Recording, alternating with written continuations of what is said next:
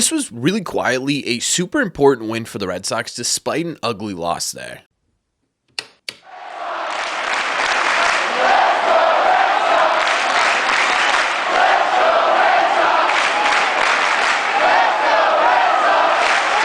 What is going on, everybody? Welcome back to Red Seat Radio. My name is Corbin, and thank you very much for clicking on this video. The Red Sox just took 2 out of 3 from the Oakland Athletics in what probably should have been a sweep if we're being totally honest here. It was a really ugly game to finish out this series, but at the same time, too, what this series did was it put the Red Sox at 81-66 on the season. That's 15 games over 500. It's also 1 win away from securing their first truly winning season since 2021. That's just absolutely ridiculous to say out loud. It's also enough to tie them with the New York Yankees for the top wildcard spot, as well as keep them within 3 games of this division against the Toronto Blue Jays. And there were a couple things that, despite the nasty game at the end here, that really stood out to me. The first one is just simply how important making sure that you come home with a non-losing record in this road trip really is, right? I mean, you started out this road trip on the West Coast, which historically this year and over the past couple of years has not been very good for the Red Sox. 1-2.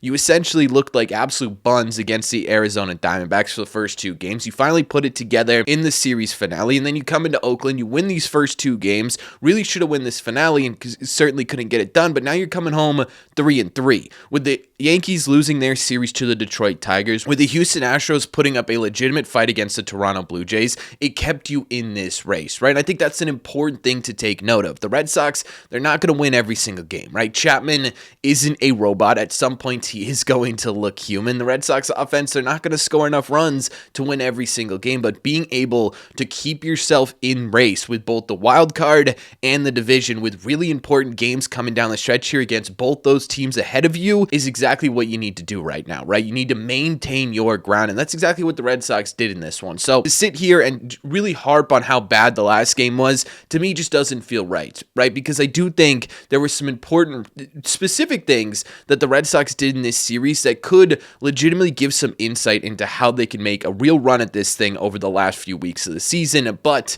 before we talk about those specifics, a quick word from today's sponsor.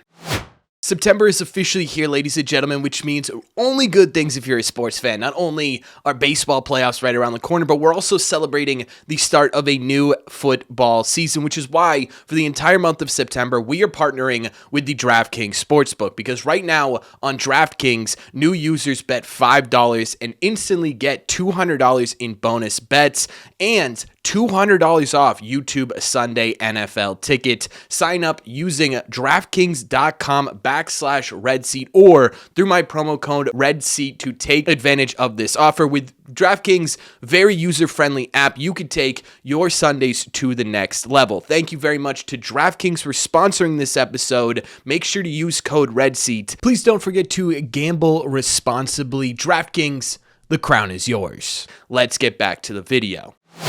Okay, so let's dive into some specifics. Outside the Red Sox just simply trying to maintain their winning ways and keep themselves in the race for both the top wildcard spot and the division, the question is how? Right? How do you keep continuing to do that? Well, the first thing that stood out to me in this series for the Red Sox is that they have a lot of pitching talent and honestly a decent amount of pitching depth. They just simply don't know how to use it yet. And I think that's a kind of a weird thing to say this late in the season, but at the same time too, what you're essentially looking at is an entirely new back end of your pitching staff. I mean, over the last couple of weeks, you brought in Peyton Tolley, you brought in Justin Slayton, you brought in Kyle Harrison, and you brought in Conley Early. You got rid of Walker Buehler, Jordan Hicks, Dustin May, and unfortunately you had to option Chris Murphy to make all of these guys fit. You sit there and you think about it, and when was the last time in September, during the midst of not even just a playoff race, but a playoff race to be a top position in the playoffs, has a team completely, totally transformed not only the back end of their rotation, but also their bullpen as well, right? And I think what we saw in this series was the Red Sox attempting to figure out the best way to use that. Conley Early absolutely deserves to stay in this rotation right now. I think doing anything else would be absolutely ridiculous, right? That was one of, if not the best debuts we've seen in the last 4 or 5 years from any sort of Red Sox rookie. He looked like a 10-year veteran on the mound, and I get it, it's the Oakland Athletics, whatever, but that's a guy who showed some legitimate promise. In the series finale, I think what you saw was the Red Sox trying to figure out how to utilize this depth. Kyle Harrison looked absolutely fantastic. Now, on the flip side, Justin Slayton, he's looked really bad since coming back from the IL. Peyton Tolley is starting to look like a guy who maybe shouldn't be relied on every 5th day to give you a start, really even 6th day right now. As much as I still hyped about Peyton Tolley, and as much as I still think there's a whole lot of talent there with Peyton Tolley, I think you're at the point now where you're saying, dude, you got to figure out your off-speed stuff, right? Because it does not matter if you have the best fastball in Major League Baseball. If you cannot figure out how to get hitters off of that fastball, Major League hitters are just going to sit on it, and they're going to punish it every single time, and that's exactly what we saw over his last 2 starts. So you sit there with this, and you say all of a sudden, it goes from, hey, the Red Sox may not have the talent pitching-wise to bring them, in a really deep stretch into the postseason, to, hey, the Red Sox have this pitching talent, they just don't know what to do with it. And I think it's going to be a bit of a learning curve, and I think that's what we saw in this series. But you look at it and you say, okay, you've got your 3-headed monster, you've got Crochet, you've got Bayo, you've got Giolito. That if you were to go into a wild card series tomorrow, I like your odds at winning a series when you have those 3 guys on the mound. From there, things are still really interesting, right? Is Conley Early going to be a name that stays in this rotation? Is Kyle Harrison going to start moving into more of a rotational role, and Peyton Tolley's going to take more of a bullpen role? Or maybe that fastball that can now sit at 99, 100 in a 1-2 inning burst becomes much more effective, and you can be a guy who throws a fastball 90% of the time and still get away with it. And I think that's a big thing for the Red Sox. I think that's an important thing for the Red Sox to establish a line of pitching. And right now in this series, you're starting to see the beginnings of that, right? This is a learning moment for the Boston Red Sox. They don't know who the last guys in this rotation are going to be. You went from having a true 5-man where it was Crochet, Bayo, Giolito, and then you had Buehler and May, and you were like, oh my God, what are we going to do? To, okay, you've got those 3 guys. Now you got to figure out the other 2 and how you're going to get innings down the stretch. The other specific that stood out to me in this series is that the Red Sox finally figured out a way to score runs without Roman Anthony. And I know that sounds ridiculous to say because it's just one player. Specifically, it's just one rookie. Roman Anthony goes down. The Red Sox for, 3 or 4 games looked like they just simply weren't an offense without Roman Anthony on the field, right? And in this series, we started to see, okay, this is how this offense can get back to winning games themselves without the help of Roman Anthony. Specifically, I thought Alex Bregman in this series was a really, really great sign. Not only did he have a hit in every single game, not only did he have a double and an RBI, he also had only 1 strikeout, which to me is maybe the most important part, because not only is Alex Bregman finding holes again, he's also putting together good ABs again. He, in my opinion, alone is going to be legitimately the key as to whether or not the Red Sox can continue to score like they scored in this Oakland Athletics series. And again, I get it, right? The Oakland Athletics, not a good team. They don't have a good pitching staff, but Alex Bregman wasn't playing well against anybody. Right, so the first step is to play well against somebody and then build on that, and that's what Bregman did in this series. But I also think having a guy like Trevor Story right now is legitimately going to be the difference between, and I know I just said this about Alex Bregman, but now I'm re-saying it about Trevor Story because these are the 2 guys that need to step it up, and Trevor Story has been stepping it up. He's been incredible since the end of May. He's legitimately been, I think, the offensive MVP for the Red Sox since the end of May, and him continuing to do that is really, really big. Trevor Story in this series, a homer, 2 doubles, and you look at these guys, and these are the 2 guys that you're leaning on going forward. Right, these are your big money players. These are your veteran guys. These are the dudes who have experience in big moments later in seasons. These are the guys that need to anchor this offense. But maybe more importantly, I don't know. I don't know. Right, they're basically about as important. Bregman needs to show up, Story needs to show up day in and day out, but you also need to start getting production out of people who maybe aren't these $40 million players, right? Who are these role players on the Red Sox? I'm talking about guys like Romy Gonzalez, who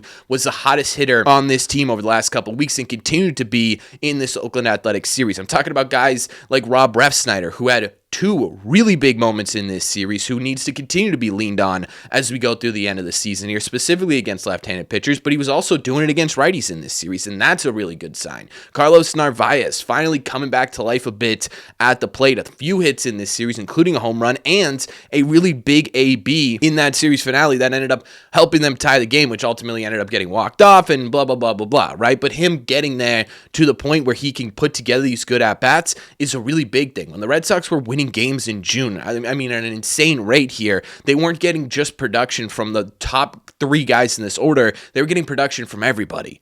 And Carlos Narvaez was a big part of that. Rob Refsnyder was a big part of that. Romy Gonzalez was a big part of that. Nate Eaton should be a big part of that. Nick Sogard, who's had, he's had like a 4 or 5 game hitting streak, right? You talk about, how do you make up for the loss of Roman Anthony? It's these kind of, and I don't want to say little guys because that sounds really demeaning, but you know what I'm saying, right? These sort of lesser-ish players players stepping up in big moments. Maybe it doesn't happen every time, but more times than not. And I think seeing that in the Oakland Athletics series is establishing, okay, now we could do this without Roman. How do we go from here? And that to me is really, really important going forward.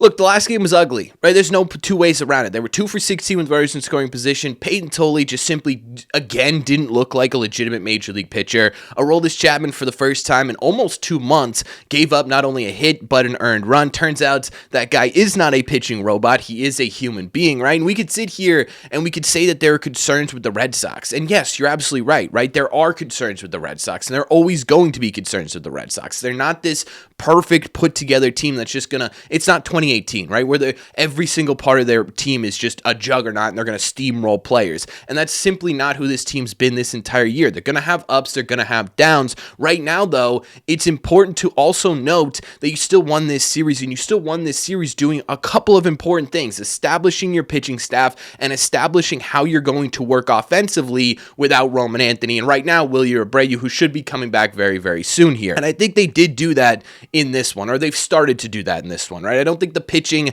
is quite there yet, but I do think the offense has found themselves a bit of a rhythm. They found themselves some guys that they can now sit here and lean on in big situations, and they found themselves some guys who can deliver big moments. And I think coming into a New York Yankees series, which the last Yankees series was their biggest series of the year, this one now tops that, right? Because now this 3-game set could very well and most likely will determine who's going to end up taking that home series against in the wild card race. And if you look at it, the Red Sox are a whole lot better at home than they are away, and the Yankees are a whole lot better at home than they are away. So this is going to be one of the biggest series of the year, if not the biggest series of the year, and the Red Sox establishing how they can win baseball games now is really, really big in being able to do that. The other thing is that you look at it down the road a little bit, right? You talk about going into a postseason, you talk about that 3-game set against the Toronto Blue Jays. If you can stay within striking distance, that also becomes one of the biggest series of the year. And again, it goes to show you how these sort of games against these bad teams, where it doesn't really feel like it's impactful at all,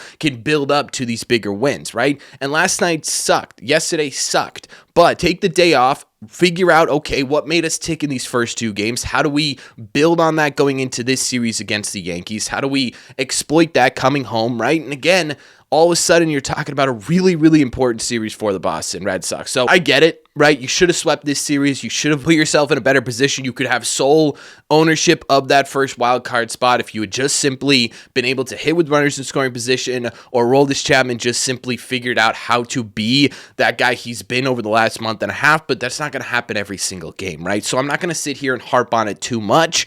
I'm going to sit here and harp on the fact that the Red Sox are establishing how to win again. But that's just my opinion. So let me know in the comment section down below. What do you guys think? What do you think about this series? What do you think about why it was important for the Red Sox? Or do you not think it was important for the Red Sox? Let me know all your thoughts. As always, if you made it to the end of this video, do me a favor. Make sure you guys have hit that subscribe button if you haven't already. If you're new here, we talk Red Sox content almost every single day. Also, make sure you guys have hit the like button on this video as well. It just simply helps out a ton. Best way to let me know you're enjoying the content. Thank you all very much for clicking on this one, and I will see you in the red seats.